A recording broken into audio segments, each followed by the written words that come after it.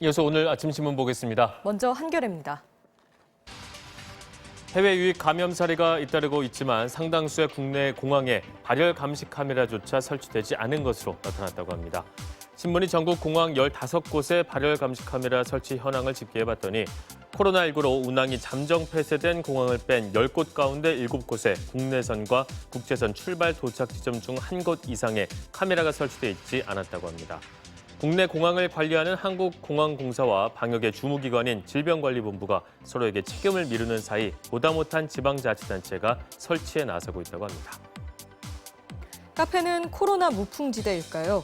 코로나19 확산 우려에도 카페는 사람들로 북적인다는 내용입니다. 대학들이 온라인 강의 기간을 연장하면서 학교로 가지 못한 학생들이 카페로 몰려들고 재택근무에 지친 직장인들도 카페를 찾고 있다는데요.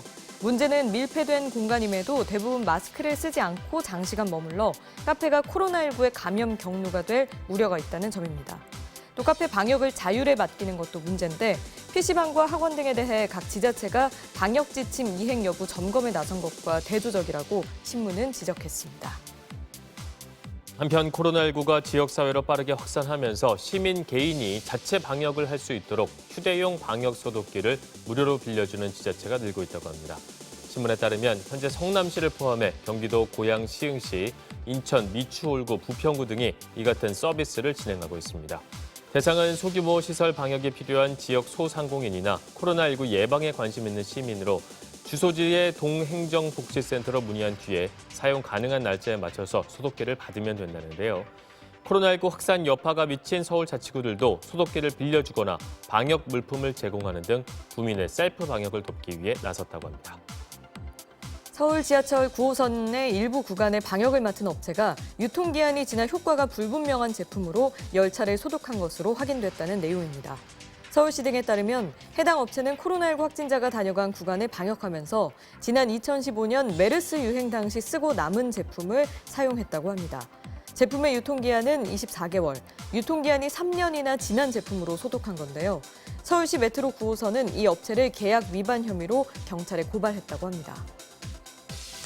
코로나19 여파로 택배와 배달 음식 수요가 증가하면서 일회용품 배출 비중이 늘었다고 합니다. 신문이 확인한 결과에 따르면 올해 1, 2월의 택배 물량은 약 4억 8,700만 상자로 지난해 같은 기간보다 6천만 상자 늘었다고 합니다.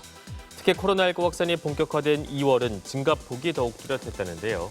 일회용품 수거량이 크게 늘어난 탓에 수거 선별 업체들은 지난달부터 주말과 야간에도 공장을 돌리고 있다고 합니다.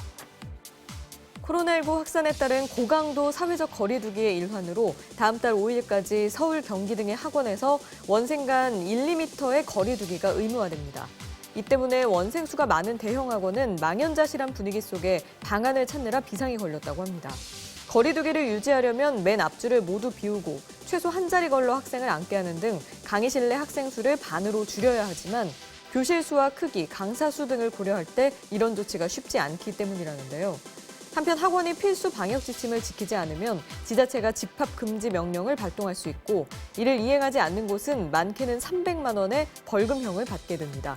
또 학원에서 확진자가 나올 경우 구상권 청구도 가능하다고 합니다. 아침 신문 살펴봤습니다.